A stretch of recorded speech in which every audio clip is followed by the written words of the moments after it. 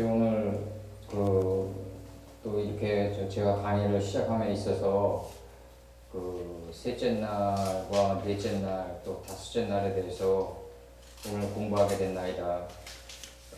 주께서 소할 땅 소돔과 고모라의 유황불을 내리실 때 의인 50에서 의인 10까지 있으면 멸하지 않겠다고 하였으니 저희들의 그 지혜의 생물이 안에서 늘어나 의인 50의 단계까지 내면성이 충만할 수 있는 단계까지 나아갈 수 있도록 도와주시옵소서.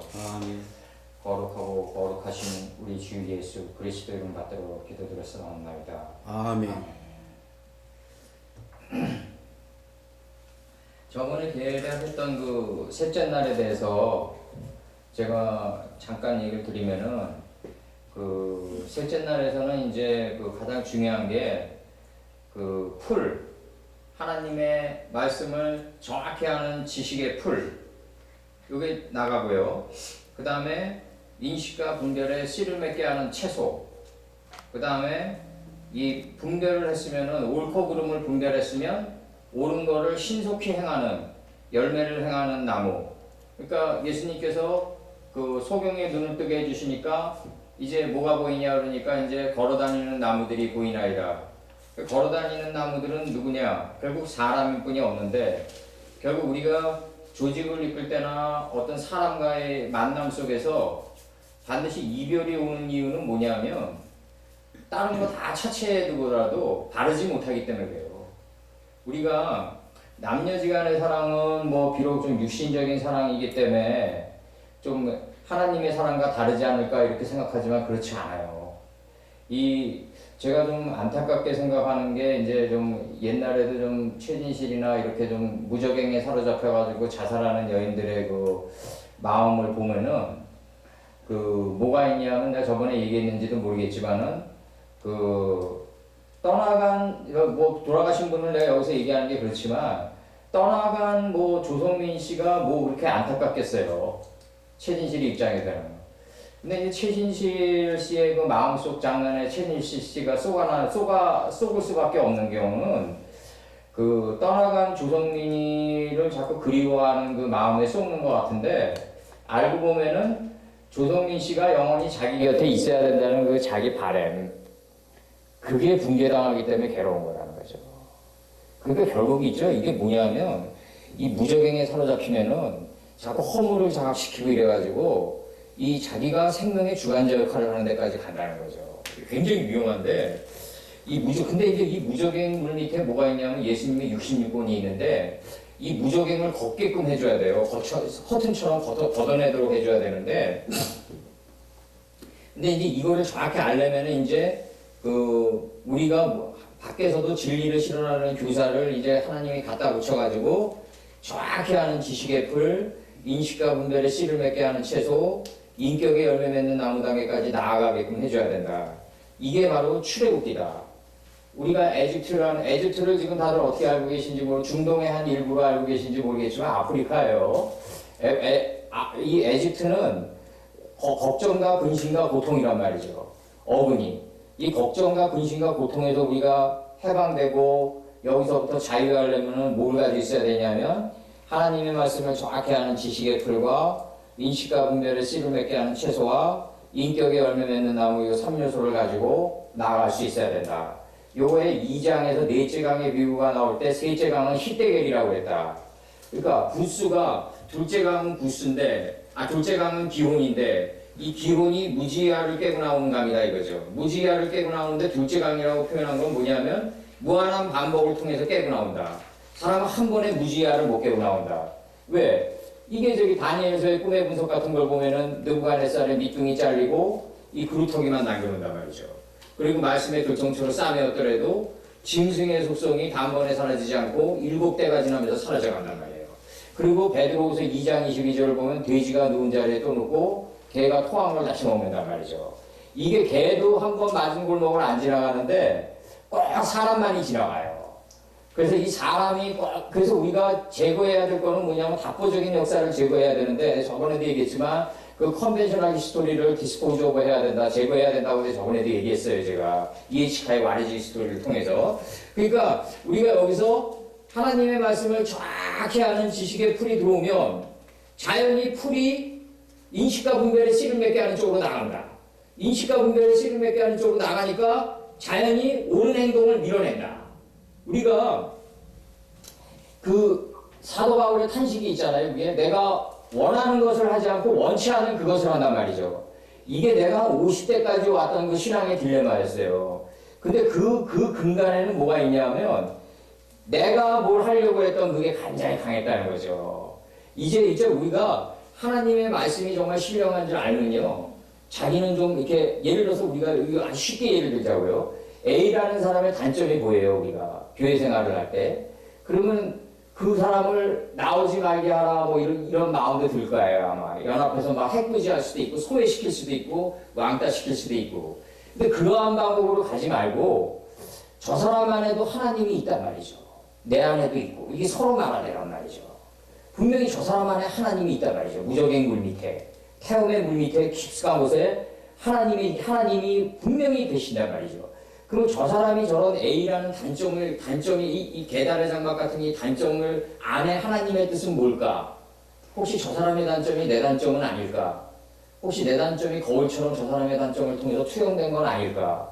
여러 가지를 헤아리면서 쪼개고 되새김질하면서 레위기 11장에서 앞발이 잘 쪼개져 있고 되새김질하는 짐승은 먹으라고 그랬으니까 내가 정확히 저 사람을 분별하고 저 사람 안에 있는 하나님의 뜻을 분별해서 되새김질할 수 있는 능력만 있다면 하나님이 왜 저 사람을 나한테 세트시켰는지를 잠자코 두고 보는 지혜가 필요하다는 거죠. 이게 섬들아 잠잠하라예요. 이 섬들아 잠잠하라가 무슨 섬이다? 바로 단모의 섬이다. 섬들아 잠잠하라. 이 섬에서 바로 자기가 보고 들은 것만 썼다. 이게 요한계시록이다. 그래서 아시아에 있는 7교회가 나간다. 그러니까 아시아는 뭐냐? 바로 내가 없는 마음자리가 아시아다. 내가 없는 자리에서 뭐가 뜬다? 해가 뜬다. 이게 구약에서 소할 땅이다. 노시 소할 땅에 들어가니까 해가 돋았더라. 그래서 이제 거기서 이제 의인 50에서부터 이제 10까지 나오는데 그건 내가 나중에 이제 해드릴게요. 의인 50에서부터 10까지는 다섯째 날 들어가면서 이제 2호를 통해서 5병에 이르게 되는 단계까지 가야만 우리가 유황불을 갖다 면할 수 있다. 그럼 유황불은 뭐냐? 창세기 5장의 10개의 이름이 유황불이다. 그 유황불이 내릴 때 그 어디로 들어가야 되냐면 그 안에 뜻을 살펴가지고 그 뜻을 내 인격화 시켜야지 비로소 소할 땅에 들어가는 거예요. 이게 북치고 장구치고 아멘하고 막 눈물 질질 짠다고 해서 이게 구원받는 게 아니라고요. 그거 겉도는 신앙이에요. 그거는 그 교회의 담임 목사만 배부르게 할 뿐이라고요. 현대 신앙이란 게 얼마나 우매하냐면 요즘 기독교가 너무나 많은 여자 문제, 상성 문제, 돈 문제로 너무나 많은 시끄럽잖아요. 이런 문제들이 왜 비읍이지 않냐면 정확히 하는 지식의 풀을 심어주지 못하기 때문에 성도들이 둔감해져 간다고요.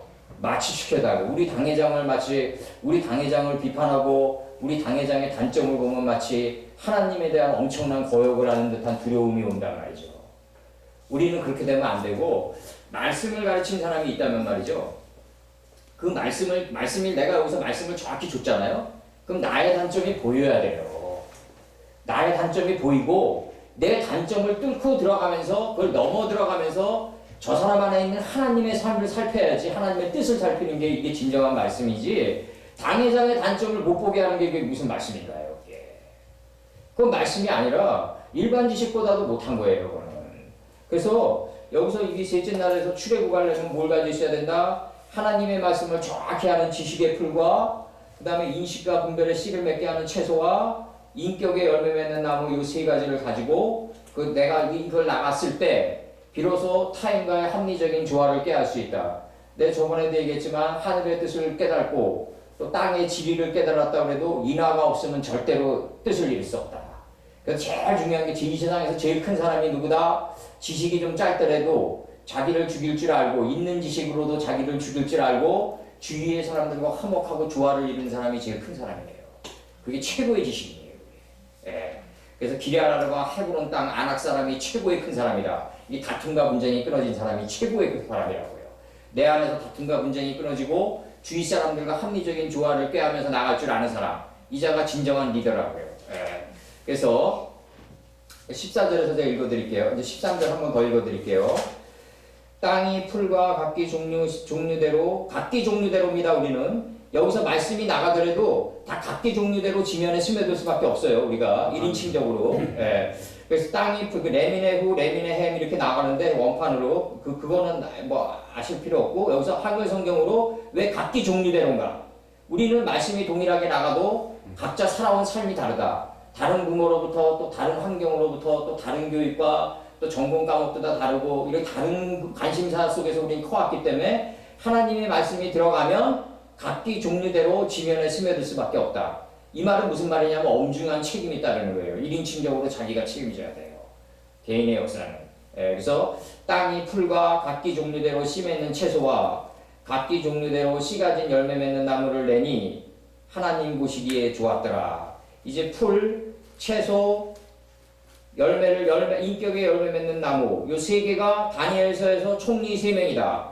그리고 셈함 야펫으로 먼저 나온다. 5장에서. 다니엘서에서 총리 3명이다. 이거 분명히 알아두시고 아브라함에게 3사람이 18장에서 3사람이 놓인다. 3사람의 이제 하나님의 사자가 놓이니까 이제 아브라함이 떡을 조금 가져오니까 이제 당신들이 쾌활케 하신 후에 지나가게 하옵소서. 이게 18장 5절이에요. 그러면 떡을 조금 가져왔다는 게 요런 떡을 조금 가져왔다는 얘기가 아니라 많이 적고의 이런 개념이 아니라 절대의 세계에서는 높낮이가 없어요.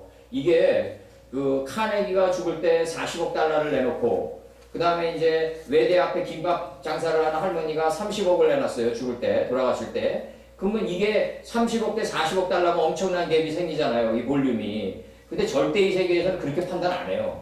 중심의 가치만을 쪼개죠. 절대의 세계에서는 많고 적음이 없다. 높낮이가 없다. 오로지 그 사람의 중심의 값을 뺀다. 이게 중요한 거예요. 천국에서는 높낮이가 없단 말이죠. 근데 여기서 그러면은 여기서 이제 요 3개가 나간단 말이죠. 풀, 채소, 열매를 행하는 나무. 요 3개가 다니엘서에서 총리 3명이다. 이 호랑이도 나무가 밑둥이 3개, 호랑이가 달려들잖아요. 그럼 나무가 우리가 밑에가 저는 4개가 아니라 밑받침이 3개인 걸 앞에다 훅 놓으면 호랑이가 혼돈을 일으켜요. 이거 3명이 자기를 공격하는 줄 알아요. 그 정도로. 그래서 우리가 이게 샤머니즘으로 내려와가지고 국기가 된 게 뭐냐면 고구려의 삼조고란 말이죠. 이런 것들이 이 3개가 내려오는 거예요. 이게. 그러면서 우리가 개천도 이게 3개가 내려오잖아요. 이게 흐를 때 이게 굉장히 중요한 거고, 그 다음에 이제 이게 이제 하나님의 말씀을 정확히 아는 지식의 풀과 인식과 분별의 씨를 맺게 하는 채소와 인격의 열매 맺는 나무가 요 3개가 하나의 원리로 작동되는 게 총리 셋 중에 하나다. 그러니까 느부갓네살이 용광로에 3명 집어넣는데 4명이 모였다 이거죠. 이게 왜 그러냐면 정확히 아는 지식의 풀은 인식과 분별의 씨를 맺게 하는 채소가 되기 위함이고, 내가 옳고 그름을 잘 분별할 수 있는 채소는 내가 올바름을 신속히 행하기 위함이다. 이게 하나의 원리로 쫙 현을 긋는다. 우리 이 목사님이 바이올린 그때 할 때 그 현이 그거예요, 바로. 이 바이올린 줄에 각각 그 음낮이가 표현을 다 달리한다는 거죠. 이게 음악은 왜 그러냐면요. 음악은 이게 이 목사님이 전문가시겠지만은 이 음악은 이 줄 하나하나가 리듬을 갖다 표현하는데 이 리듬 속에 뭐가 있냐면 정신의 생물이 담겨져 있다는 거죠. 그래서 이걸 갖다 현하는 게 바로 바이올린이고 첼로란 말이죠. 이게 굉장히 중요한 거고, 음악, 그래서 옛날에는 가사가 없었어요. 클래식 시대 때는. 목숨 걸고 가던 시대 아니에요. 그때는 베르디나다. 막 각혈이 나고 막 이래도 자기의 그냥 정말 차상을 갖다가 리듬으로 표현하려고 목숨 걸고 갔던 시절이라고요. 요즘 왜 라흐마니노프 이후에 왜 이 음악의 대가들이 안 나오나? 배부르기 때문에 그래요. 어느 정도의 헝그리 정신이 있어야 된다고요. 그래서 맹자도 얘기하지만 사람이 정신의 부자든 물질의 부자든 부유하게 된 다음에도 자기가 고생했던 시절에 그 초심을 잃지 않는 자, 그 자가 의인이라고 해요. 의인이 뭐 하늘 뜻을 완전케 해서 의인이 아니라 자기가 가지고 있는데도 초심을 잃지 않는 자가 의인이란 말이죠. 그러니까 여기서 중요한 거는 풀과 채소와 인격의 열매 맺는 나무 요 3개가 이제 14절에서 뭐가 된다? 하나님이 가라사대 하늘의 궁창에 광명이 된다. 요 3개만이 광명이 된다. 사람이 정확히 알지 않고 행동이 나가면 어떻게 된다? 반드시 실패한다. 이 자본주의에선 특히 그래요. 자본주의에선 정확히 하는 지식의 풀이 자기가 인식과 분별의 채소를 정확히 해가지고 이게 봐봐요. 우리가 정신으로 일단 배워요. 그리고 다음에 정신으로 품어요. 이걸 잉태했다고 그래요. 그리고 나아야 돼요. 인격으로 나아야 돼요. 일단 배워가지고 품어서 배움으로 품어서 잉태해가지고 나아야 돼요. 요게 5장에서 이제 나가는 거예요. 이제 깨달음이 나가는 거라고요. 내가 깨달음이 양파 껍질 벗기듯이 벗겨지면 벗겨질수록 나옴의 역사가 시작되는 거예요.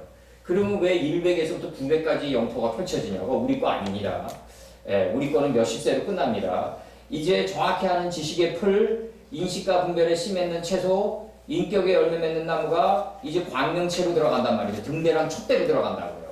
그리고 우리가 조직을 이끌 때 제일 중요한 게 뭐냐면 돈이나 권력이나 어떤 무리한 인간의 의지나 생각이나 겉모술수로 이끌려고 그러면 안 돼요. 이게 항상 조직을 이끌 때는 뭐로 이끌어야 되냐면 정확히 하는 지식의 풀, 인식과 분별에 씨를 맺는 채소, 인격에 열매 맺는 나무로 자기가 광명체가 돼서 이끌어야 돼요. 촛대가 돼가지고. 그래야지 그 조직이 멀리 갈 수 있어요. 우리가 맨체스터 유나이티드 감독인 그 퍼거슨의 그 자서전을 보면은 승리를 위해서는 완벽한 조직이 필요하다는 거죠. 완벽한 조직이 필요해요. 그럼 이 완벽한 조직이 어디에 제시되어 있냐? 바로 다니엘서에 제시되어 있단 말이에요. 왕 밑에 총리 3명 노예예요. 총리 셋 중에 한 다니엘 노예예요. 그 다음에 라바 120이 노예예요. 그 밑으로. 메뚜기 120이 노예인다고요. 이게 뭐냐? 의인 120명이 깔리는 거예요. 120이 뭐냐면 12사도인데 하나님의 말씀을 정확히 아는 데서 이 알미 둘인 실천을 갖다 밀어내는 거예요. 이게 12사도라고요. 궁창 아래로부터 그물들을 인식하고 구별하겠고 궁창 위로부터 그물들을 인식하고 구별하는 거는 정확히 하나님과 인식과 분별이 하나로 일치된 지점에 서 있는 그 하나님의 말씀이 밀어낼 때 그게 가능하다는 거죠. 내가 하나님의 말씀을 내가 깨달았는데 이거 내가 실천해야지. 이렇게 들어가면 답 안 나와요. 현대신앙이 그래서 발전이 없는 거예요. 하나님의 말씀을 깨달았으면 하나님의 말씀이 내 몸을 통과하도록 가만히 있으라 이거죠. 담모섬에 가만히 있으라. 손들어 잠잠하라 이거죠. 하나님의 말씀을 깨달았는데 내가 신령하려고 나간단 말이죠. 바로. 내가 능동체가 돼서 나간단 말이죠. 바로. 내가 판단하고 그리고 어느 성도는 오지 말라고 그러고 어느 성도는 와도 된다. 선악을 막 갈라버리고 돈 많이 내는 성도는 또 애지중지하고 돈 많이 안 내는 성도는 소외시하고 이렇게 들어가면 이게 답이 나오냐 이거죠. 하나님은 우리가 이 성도들 중에서도 남루한 목장으로 오고 성도들이 돈을 안 내는 성도가 있다고 해도 우리는 어떻게 해야 되냐면 그 안에 하나님이 있다는 걸 봐야 된다고요. 아멘. 이게 중요하다. 하나님이 그런 모습으로 다가올 수도 있다는 거죠. 나를 갖다 가늠질하기 위해서. 그래서 움츠려 들어야 된다는 거죠. 그래서 그 사람은 하나님의 뜻을 가늠질하고 그 사람에게 최선을 다했을 때 점점 열면 아바가 더 많은 요단 지평이 열리는 거예요. 그리고 우리가 경영학에서 뎁스 마케팅이라고 있어요. 이게 뭐냐면 예를 들어서 장사하는 어느 사람이 남루한 목장으로 예를 들어서 식당에 매일 와요. 근데 그 사람에게 최선을 다해요. 근데 그 최선을 다하는 모멘텀은 어디서 생기냐면 하나님의 말씀에 의해서 최선을 다하는 거예요. 그러면은 이 사람에게 하나님이 외모를 보고 사람을 취하지 말라. 요 열국 하나 끄집어내자고요. 우리가. 요 열국 하나 끄집어내서 아브라함처럼 내가 열국의 아버지가 돼서 내 몸을 통해서 나가게 하자고요. 그러면은 이 사람이 남루한 목장으로 왔을 때 사람을 외모로 취하지 말라고 했으니까 이걸 아주 낮은 단계의 차원에서라도 우리가 실천해 가자고요. 이걸 내 몸을 통해서 나가게 하면은 그러면은 이 사람이 남루한 목장으로 오는데 갑자기 뭐 중소기업 사장일 수도 있거든요. 그래서 더 많은 손님들 나중에 데려올 수도 있거든요. 이렇게 데려올 수도 있다고요. 그래서 그 사람을 통해서 고구마 줄기처럼 막 엮어져서 나온다 그래가지고 뎁스 마케팅이라고 그래 이걸 갖다가. 그러면 여기서 미문에서는 안전뱅이가 베드로가 지나갈 때 말씀으로만 일어나라는 게 이루어지는 거예요. 내가 하나님의 말씀이 외모로 사람을 취하지 말라는 말씀을 내 몸을 통해서 내보냈기 때문에 이제 더 많은 요단의 지평이 열리는 거예요. 그 사람이 더 많은 사람들을 데리고 오는 걸 갖다 보는 거예요. 이게 뭐다? 말씀으로만 일어서나요, 이게. 말씀은, 그래서 우리가 시편에서 시종일관 나오는 게 뭐다? 여호와를 경외하고 두려워하는 게 만복의 근원이단 말이에요. 시편 1편을 딱 넘기면요, 처음으로 나오는 게 여호와를 두려워하는 게 만복의 근원이다. 여호와는 뭐 쟤들 따르야지만 여호와는 예수님이에요. 바로 예수님의 법을 두려워하는 게 바로 이게 두려워하는 게 바로 만복의 근원이고 안진뱅이가 일어나는 거다 이거예요. 이걸 갖다가 외모로 이 미야모토 무사시도 얘기하는 게 뭐냐면 우리가 검이란 거는 밖을 베는 게 아니라 안을 베는 거다 이거죠. 그럼 뭐다? 관하지 말고 견하지 말고 관해야 된단 말이죠. 우리가 이 관의 세계로 들어가야 된다는 거죠. 관의 세계로. 이 관의 세계에서 매듭이 풀리면요 바깥 세계는 저절로 풀려요. 아멘. 바깥 세계는 저절로 풀려져 있어요 이미.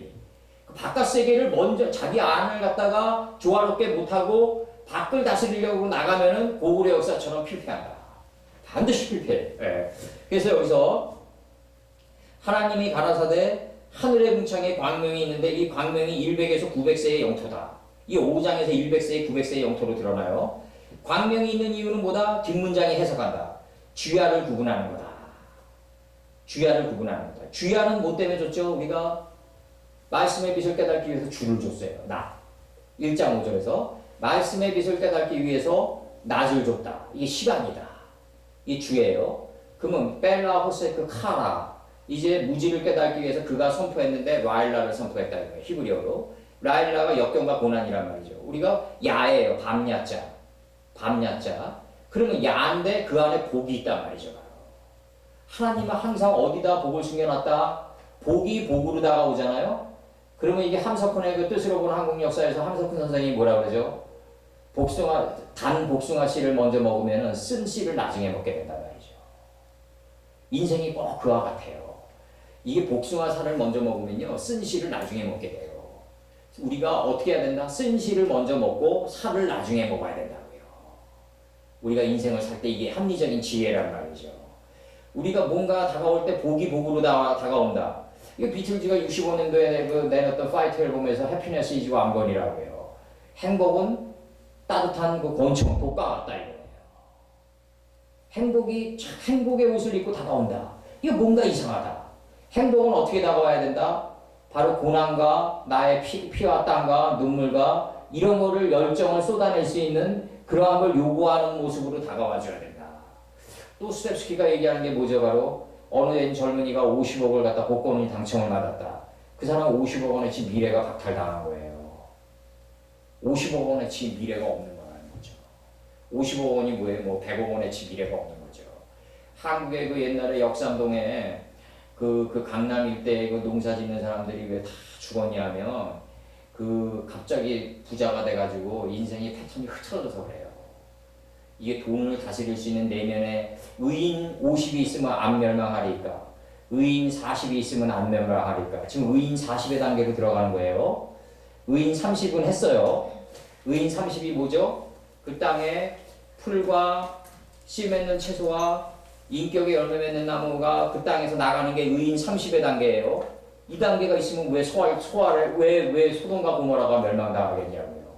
의인 20의 단계가 뭐죠? 궁창 아래로 헌덕뼈 밑으로 손을 집어넣어가지고 배 밑창에 뭐가 있다? 바로 66번의 서판이 있다. 그래서 이걸 보면서 들어 누워가지고 머리를 본 자란 말이죠.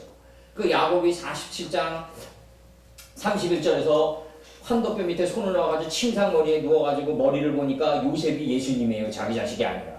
그러니까 꽃바로 활처럼 머리를 굽혀가지고 경배해버린다고요. 이게 뭐다? 궁창이 하늘에, 그러니까 내 안에 궁창 아래로부터 그물들을 이시가 구별하겠고 궁창 위로부터 그물들을 이시가 구별하면 이제 궁창이 하늘 뜻에가 닿는다. 이게 의인 20의 단계다. 그러면은 용과 라일라 우리가 주야를 통해서 이제 하나님의 말씀을 깨닫기 위해서는 낮이 필요했다. 그리고 벨라 호세크 이제 나의 무지를 깨닫기 위해서는 역경과 고난 속에 복을 봐야 된다. 그리고 저녁이 되며 비진리가 우리 무지가 하나님의 말씀과 교환돼 나가는 저녁이 있었다. 그리고 깨달음의 속사람이 일어나는 아침이 있었다. 그리고 하나님과 인식과 분별이 하나로 일치된 지름에 들어가는 첫째 날이 있었다. 이게 의인 10명의 단계예요. 의인 10명, 의인 20명, 의인 30명, 지금 의인 40명의 단계로 들어가는 거예요. 의인 40명에는 뭐가 있어야 되냐? 하늘의 궁창에 광명체들이 있어야 되는데 이 광명체들이 정확히 하는 지식의 풀, 인식과 분별의 씨를 맺게 하는 채소, 인격의 열매 맺는 나무, 하나님의 신성이 내 몸을 통해서 나가면 인격의 열매 맺는 나무가 되는 거죠. 이게 100에서부터 900세의 영토다. 여기서 우리는 경작을 하는 게 5장에서 몇백 세, 몇백 세로 나타난다. 그래서 이제 하늘의 궁창에 광명이 있어 주야를 나뉘게 한다. 이제 주야를 구분해야 된다. 주야는 뭐 때문에 줬다? 라오르를 위해서 주를 줬고, 말씀의 빛을 깨닫기 위해서 낮을 줬고, 하나님의 그 다음에 무지를 깨닫기 위해서 우리가 뭘 줬다? 야를 줬는데 그 야 안에 복이 있단 말이죠. 환난과 역경 속에 복이 있다. 이걸 볼 수 있는 자가 바로 누구다? 긍정적인 정신의 날개를 가진 공중의 새다. 예. 우리가 이 공중의 새가 되면 이 어두운 마음바다 쪼개고 무리를 걸을 수가 있는데, 옛날에 그 잠실에서 그 잠실이 옛날에 물 잠기는 동네 아니었어요. 압구정동은 내 한남동 집에서 보면 그냥 하얀 띠가 생겨요. 그거 저기 땅도 아니었어요. 압구정동 땅이. 정주영이랑 정부랑 저거 해가지고 뻥튀기 된 땅이었지. 옛날에는 물 잠기는 땅이었다고요, 거기가. 막 장마만 되면 그냥 하얀 띠를 보인다고요, 그냥. 한남동에서 이렇게 쫙 내려다 보니까. 근데 이제 그 잠실에서 옛날에 그 개척교회를 하는 목사님이 계셨었는데, 이제 자기 교회에 물이 들어오니까 이제 주님이 무리를 걸었으니까 나도 무리를 걸어보겠다. 그래가지고 이제 무리를 걷다 빠져 죽었단 말이죠. 이게 문제가 되는 게 뭐냐면, 이거를 원론적으로 바라볼 때 항상 문제가 생긴단 말이죠. 그러니까 만약에 그 목사가 실제로 무리를 걸었더라도 문제가 생긴단 말이죠. 문제가 생기고 그 목사가 신령화되고 돈 갖다 바치는 사람들 늘어나면 그 목사 반드시 미워야 돼요. 내가 얘기 드리는 게 뭐냐면은, 웬 시어머니가 옛날에 어느 시어머니가 며느리가 아기를 못 낳으니까 일국수물을 생수를 떠다 놓고 500년 먹은 고목나무 앞에서 그냥 제갈공명이처럼 그냥 시도 때도 없이 그냥 한 달 내내 절을 했어요. 근데 갑자기 며느리가 아기를 낳은 거예요. 그러면은 이제 어떤 현상이 빚어지냐면, 이게 묘하게 흘러가는 게 뭐냐면, 애초에 순수성은 사라지고 이제 어떤 현상이 사라지냐면 500년 먹은 고목나무가 이제 하나님을 대체하게 돼요. 그래서 신령화돼요. 그렇게 되면 이제 전국에서 모여들고 전 세계에서 모여들어요. 요즘 인터넷 세상이니까. 그렇게 되다 보면 까발에 들어서고 이제 혼탁해지는 거예요, 이제. 땅값 올라가고 막. 그 다음에 이제 복부인 들어서고 막. 이렇게 되면 이게 문제가 심각해진다는 거죠, 이제. 그 사람은 또 그 사람 나름대로 돈을 챙겨가지고 내가 신의 은사가 있다고 또 뻥튀기 하면서 다니고. 이게 오늘날 이게 문제가 심각한 거라고요. 과연 현대 기독교의 이 부흥 대성회를 할 때 과연 실제로 안전뱅이 있었냐? 한 명도 없었단 말이죠. 실제로 안전뱅이가 어디냐고요. 하나님이 그런 역사가 그렇게 일어나지 않는단 말이죠. 하나님은 어떻게 일어난다? 말씀으로만 일어나라. 오직 말씀으로만 일어나란 말이죠. 오직. 예. 그래서 실제로 일어설 수 있는 사람을 앉혀놓고 그냥 일어설 성령의 불로 일어서라 뭐 일어서는데 한단 말이죠. 그 앞에 있는 사람 다 쓰러져라 하면 다 쓰러져야 돼요. 안 쓰러지는 사람은 축복이 없는 거예요. 안 쓰러져 봐요, 거기서. 앞에 5명 있는데, 기가 6명째가 안 쓰러져 봐요. 그 당회장 목사가 뭐라 그러겠어요, 다음에. 조용히 불러다 놓고 다음에 나오지 말라고 그럴 거 아니에요. 뻔하죠, 뭐. 100% 그래요. 예. 그래서, 그 다음에 그 주변에는 또 바람잡이 또 부흥 목사들이 있어요. 으쌰으쌰 띄워요. 그래가지고 경매하듯이 나간단 말이죠. 오늘 얼마 바칠래, 이렇게. 그래서 막 100만원, 200만원 이게 막 볼륨이 올라가요, 막. 이런 식으로 신앙이 오늘날 발전해 왔기 때문에 이게 과거에 왜 이런 신앙들이 허락되어졌냐면 우리나라가 으쌰으쌰 하면서 새벽종이 울렸다 하면서 박정희 대통령 시대 때 이게 있었잖아요. 붕붕 띄우는 경제발전론이 있었잖아요. 디벨롭먼트 시절에. 그러니까 이런 것들이 이런 선무당이 사람 잡는다고 이런 것들이 오늘날도 계속 성행하고 있다 보니까 문제가 되는 게 뭐냐, 말씀은 없어지고 삶의 원리를 뽑아낼 수 있는 말씀은 없어지고 이제 뭐만 남냐면 당회장만이 예수님을 대체할 수 있는 인물로 남는 거예요. 이게 우리가 말씀을 정확히 쪼개줬다 그러면 어떤 현상이 돼야 돼요? 그 당회장의 단점이 보여야 돼요. 그 당회장의 단점, 저 사람도 일개 미물이구나. 그렇지만 저 사람 안에 하나님의 뜻을 살피다 보니까 저 사람을 존중하면서 간다. 저 사람도 일개 미물인데 저 사람이 그래도 하나님의 뜻에 부합하려고 그 토대에서 기어가는 생명체가 되려고 노력하는구나. 6째 날에서 기어가는 짐승이 되려고 노력하는구나. 우리가 기어가는 짐승이란 게 뭐예요? 하늘의 뜰과 땅의 뜻이 일치해서 기어가는 게 기어가는 짐승이에요. 이 기어가는 짐승이 생명체가 되려고 노력하는구나. 이런 선에서 심리적인 보합이 이루어져가지고 당회장과 같이 가는 거에 가장 합리적인 조직이에요. 아멘. 우리 당회장을 구름 위에 올려놔봤자 그 사람 떨어지면 대책 없어요. 그래서 하나님이 가라사대 하늘의 궁창에 광명이 있는데 광명이 있는 이유는 뭐다? 주야를 구분하는 거다. 그리고 그 광명으로 하여금 징조, 사시, 일자가 이제 무한한 반복을 이루는 거예요. 근데 이 징조라는 게 이게 왜 중요하냐면 징조가 아주 조그만 단계에서부터 오는데 우리가 다들 이제 인생을 이제 살아봤으니까 이제 역경과 고난이라는 게 이게 트리플로 다가오는 걸 알 거예요. 우리 뭐 조목사님이나 다 아실 거라고요. 이제 이 역경과 고난이 한 겹으로 이렇게 다가오질 않아요. 만약에 환난이 우리에게 다가오잖아요. 그럼 눈덩이처럼 여러 겹으로 다가와요. 그거는 왜 그러냐면 징조 단계에서 우리가 정확히 주야를 나누지 않았기 때문에 그렇단 말이죠. 이게 우리가 이 주야를 나누려면 분별 능력이 있어야 되는데 이 옛날에 그 연산군 때 그 도승지가 있었잖아요. 그 성정 때. 근데 도승지한테 뭐라 그러냐면 그 허영도승지인가 그런데 그 내기억은 그 도승지한테 뭐라 그러냐면 패귀윤 씨한테 당신이 사약을 가져가라. 그러니까 이 도승지가 고민을 하다가 어떻게 이거 7년 후에 연산군이 즉위하면은 내 모가지부터 찾을 텐데 내 목숨부터 찾을 텐데 고민을 하다가 이 도승지가 기생 나하급에 자기 누이를 찾아간단 말이죠. 누이를 찾아가니까 오늘 그 누이가 뭐라 그러냐면 오늘 너는 태청할 때 다리에서 떨어져라. 그리고 내일 출근하지 마라. 그래서 이제 이게 낙마교가 나와요. 그 연산군이 딱 즉위했을 때 처음으로 목을 찾는 사람이 누구냐면 그때 당시 내 어머니에게 사약을 가져갔던 도승지가 누구냐. 그래서 사냥터로 유인해서 죽인단 말이죠. 연산군이. 그러니까 여기서 우리가 중요한 교훈을 얻을 수 있는 게 뭐냐면 분별력이 7년 후를 다스렸다. 이게 중요하다고. 내 안에 있는 분별력이 시간을 다스린단 말이죠. 이 시간이라는 게 미래를 갖다 기억한단 말이죠. 왜 과거만 기억하는 게 아니라 미래를 기억해요. 왜 기억하냐면 오늘날 너희들이 맞이하는 환난은 과거에 행동하고 생각했던 것의 결과라는 거거든요. 근데 이게 하나님의 말씀이 이게 마음판에 새겨져 있으면요. 어떤 행동을 할 때 움찔움찔하다고요. 이게 경외예요. 경외라는 단어가 뭐다? 가깝지만 두렵다는 말이죠. 이게 경외라고요. 바로. 가깝지만 두렵다. 그래서 미래를 다스리는 시간을 다스리려면 뭐가 있어야 된다? 분별력이 있어야 된다. 분별력이 있으려면 뭐가 있어야 된다? 내 안에 정금이 있어야 된다. 하나님 보시기에 좋았더라가 뭘 나눈다? 첫째 날에서 의인 10명 시절에 첫째 날에서 뭘 나눈다? 빠에빼들 뺀하오로 우뺀하오 세크. 이제 그 빛을 인식하고 구별하겠다. 빛과 어둠을 나눠버린단 말이죠. 우리 안에 있는 하나님의 말씀이에요.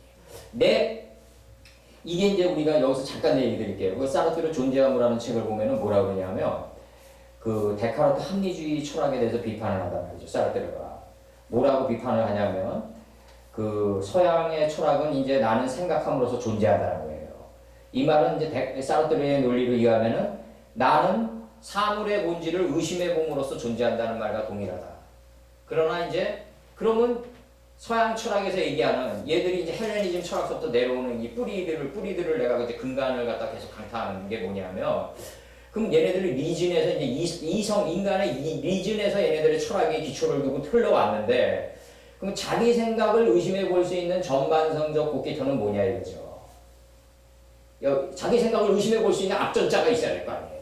자기 생각이 기초가 돼서 나가는데 이 이성이 어떻게 전락해 가냐면 공산당의 제1서기장이 돼가지고 이게 공산주의로 변질돼 나갔다는 거죠. 헤겔의 이성론이.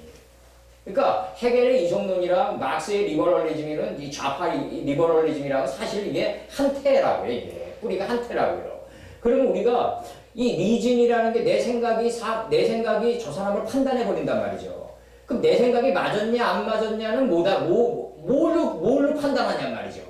이 앞전자, 전반성적 고기토가 있어야 된단 말이에요. COGITO. 그러니까 이게 반성작용이라고 그래요, 철학에서. 이 반성작용이 있어야 되는데 이 반성작용이 뭐냐 이거죠. 바로 하나님의 말씀이란 말이죠.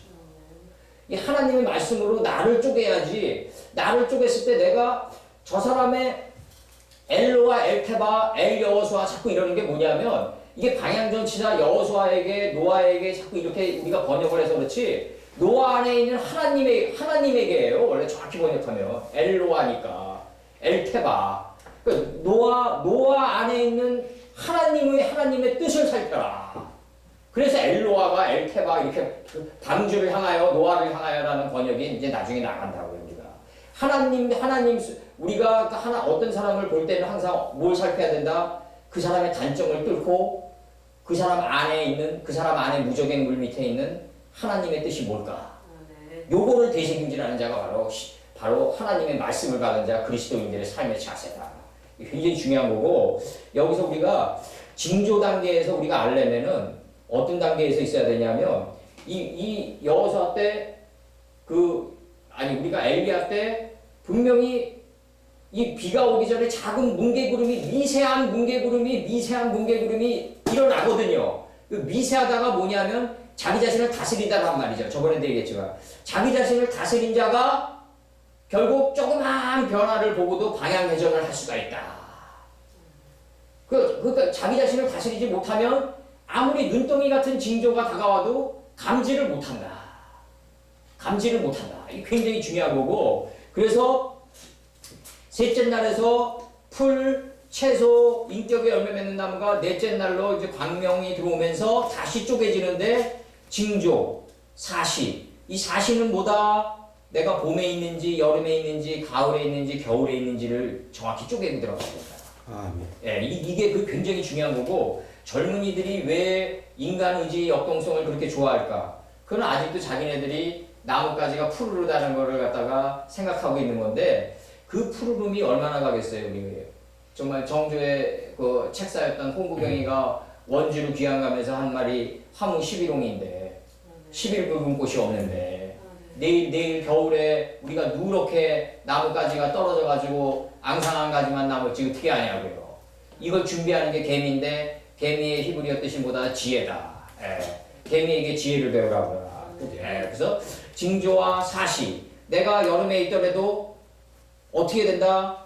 분별력이 있어서 겨울에 내 나뭇가지가 앙상한 가지가 남을 줄 알고 비추게 해주는 자가 돼야 된다. 이게 우리 경제에서 우리 회계 재무제표에서 나오는 뭐다? 유보율이라고 한다. 유보율이에요. 재무제표에서 이게. 유보율은 뭐다? 내가 장사가 잘 될 때, 사업을 잘 될 때는 돈을 저축해 놨다가 장사가 안 되고 사업이 안 될 때는 그걸 뚝방을 헐어가지고 그 저수지의 물을 사용한다. 이 저수지의 물 이론이 누구다? 일본 경제의 신들인 마시다 고노스케의 그 땡경입니다. 이 게이달련 연설을 듣고 지면에 스며들어가지고 몸을 통해서 나가게 한 자가 누구다? 오늘날 교세라의 회장이 이나무리 회장님이다 이거죠. 이것들이 다 파동돼서 흘러간단 말이에요. 옳은 말이 있다면 물들이 다 파동돼서 흘러간다. 이게 성령의 순환 논리다. 그래서 징조가 나오고 이 징조는 뭐다? 징조가 나오는 이유는 뭐다? 사실을 정확히 분별하다. 사실을 정확히 분별했으면 일자를 만들어야 된다. 왜 우리가 일자를 만들어야 되냐? 모세오경이다 이게 일자라고. 왜 일자를 만들어야 되냐면 우리가 기억력에 한계가 있기 때문에 그래요. 이 사람이 기억할 수 있는 게 한계가 있다고요. 우리가 내가 아버님께도 얘기 드리지만 우리가 무슨 요거 안경이가 어디다 놓고도 항상 잃어버리지 않습니까? 우리가 공부하다가 볼펜 어디다 놓고도 잊어버리고 그러면은 이게 50대쯤 되면은 45한거나 50대쯤 되면 막 나는 왜 이럴까 막 이런 자괴감이 올 거예요 아마. 이런 걸 맞이하게 되면 왜 이렇게 남들보다 기억력이 빨리 세태하지 그렇게 하지 말고 내가 어디다 놓은 거를 갖다 잊어버리면요 하나님께 즉각 기도해요.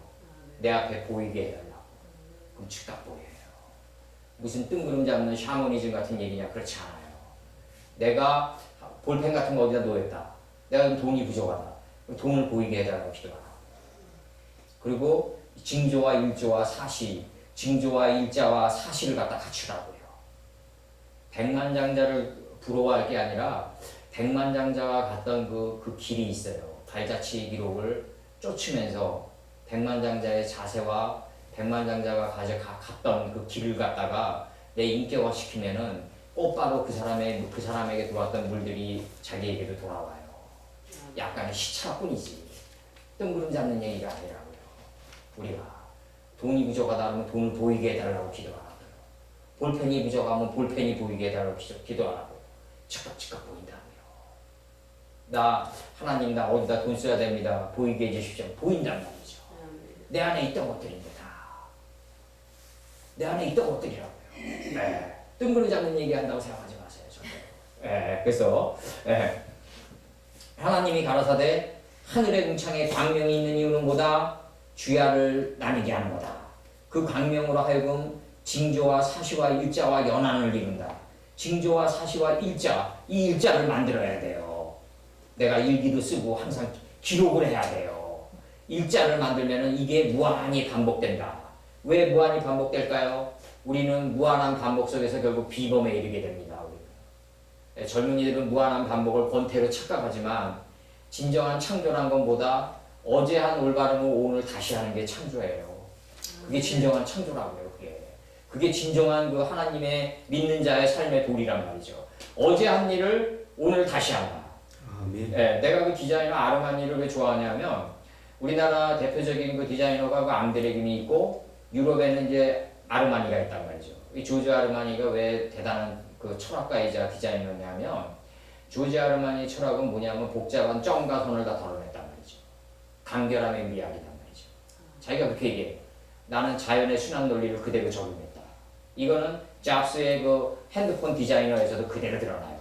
얘네들은 엄청난 그 철학사상들을 다 가지고 있다고요. 잡스의 핸드폰 디자인은 똑바로 인문학이 그대로 반영된 게 굉장히 많아요. 그러면은 이 복잡한 점과 선을 드러내고 복잡한 점과 선을 많이 한 사람은 누구냐면 앙드레김이란 말이죠. 사방문 그냥 뭐 팔방문에서부터 막 그냥 온갖 색상을 다 집어넣어요. 그거를 어떻게 입고 다니냐고요. 잡스는 디자인하면 똑바로 보편적이고 실용적인 옷이 되고 최고의 디자이너가 옷이 돼서 나오는데 이 양반 옷은 이거를 갖다가 어떤 무늬는 빼야 되고 복잡하게 생각하게 된다고요. 실제 현장에 일하는 사람들은. 그래서 앙드레김의 디자인은 이거 3대 디자인이란 말이죠.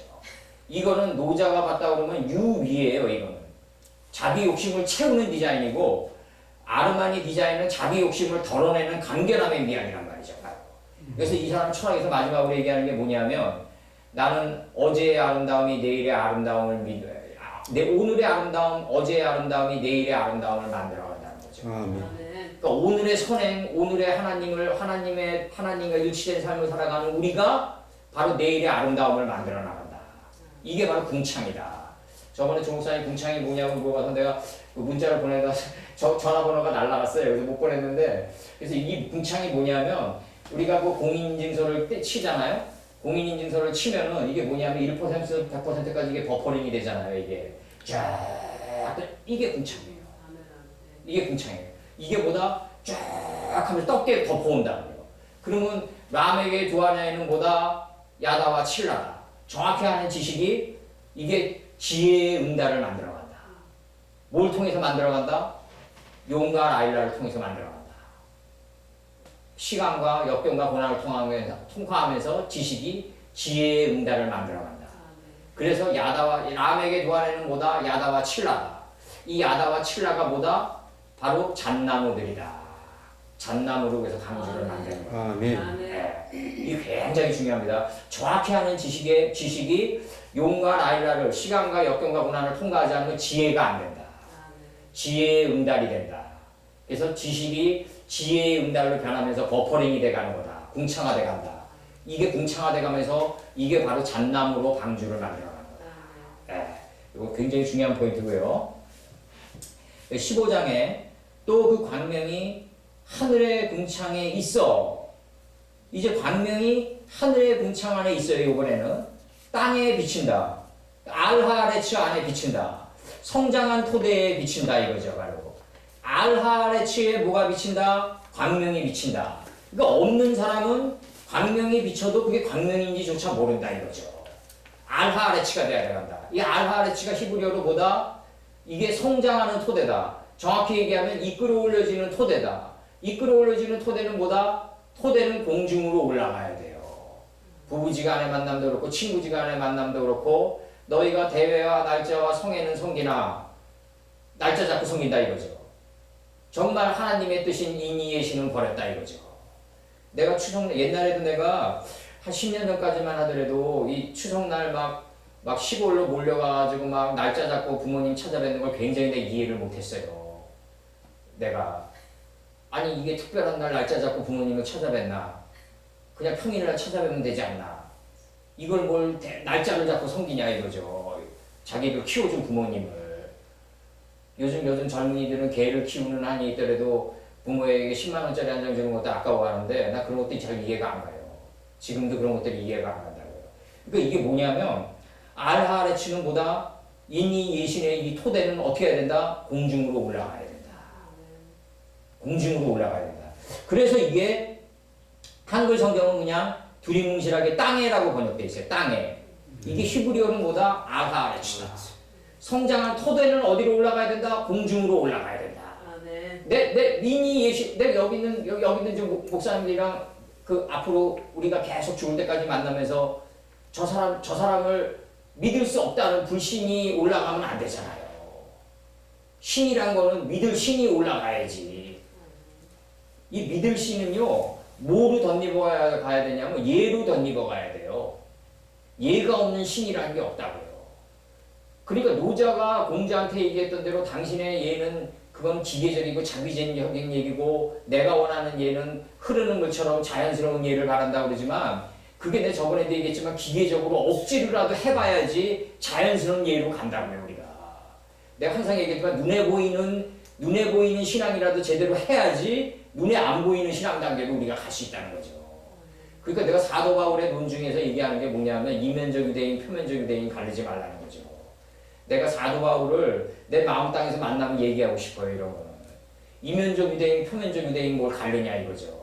이면적 유대인 제대로 행하면, 표면적 유대인 제대로 행하면 이면적 유대인 되는 거고, 내가 무할례자가 할례를 받으면은 육신의 할례라도 제대로 행하면 이제 새롭게 계속 내 안에 있는 예수님을 보는 거죠. 무할례자가 왜 할례자나 왜 필요 없냐?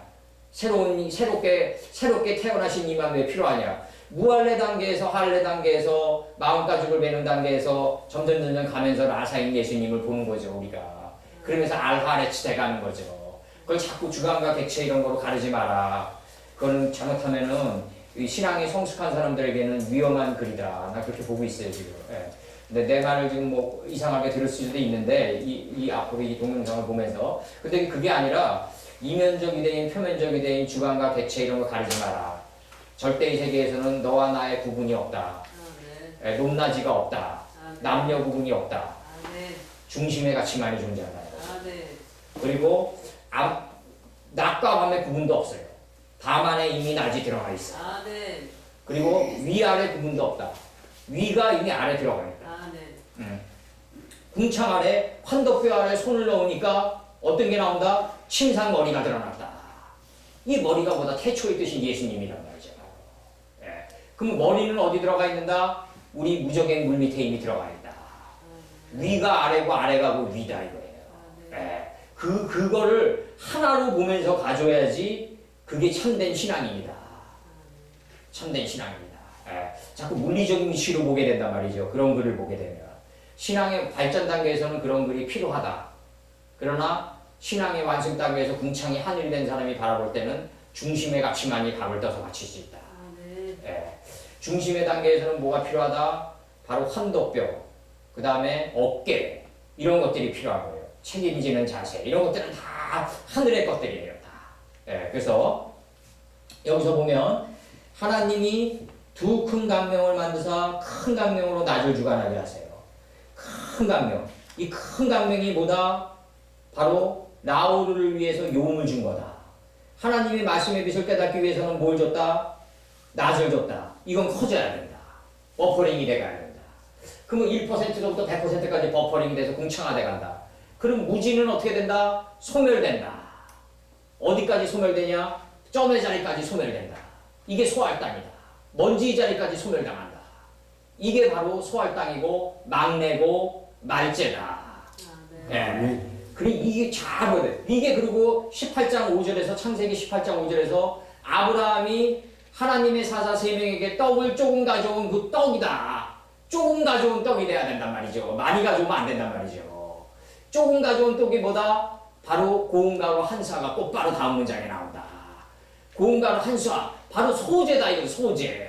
소재는 뭐다? 먼지가 된 마음자리에 들어간다 이거죠. 바로. 여기가 소할 땅이다. 이게 바로 요한계시록의 2장에서 나오는 아시아다. 해 뜨는 집이다. 예. 해 뜨는 집은 어디다? 소할 땅이다. 그러니까 창세기 19장에서 뭐라 그런다? 롯이 소알에 들어갔을 때 해가 돋았더라. 이게 바로 아시아다. 예. 아시아에 있는 7교회다. 그러니까 유럽은 빠지나 중남미는 빠지나 이런 식으로 들어가면 안 된다는 거죠. 부동산 개념으로. 그러면 답이 안 나와요. 그러면 붉은 말은 공산주의다. 뭐 붉은 말이 공산주의예요. 요한계시록을 그런 식으로 푸니까 문제가 심각해지는 거예요. 예. 그래서 하나님이 두 큰 강명을 만드사 큰 강명으로 낮을 주관하게 하셨어요. 그리고 작은 강명으로 밤을 주관하게 하시니까 이제 무지가 소멸돼요. 소할 땅까지. 그 자가 누구다? 바로 별들이다.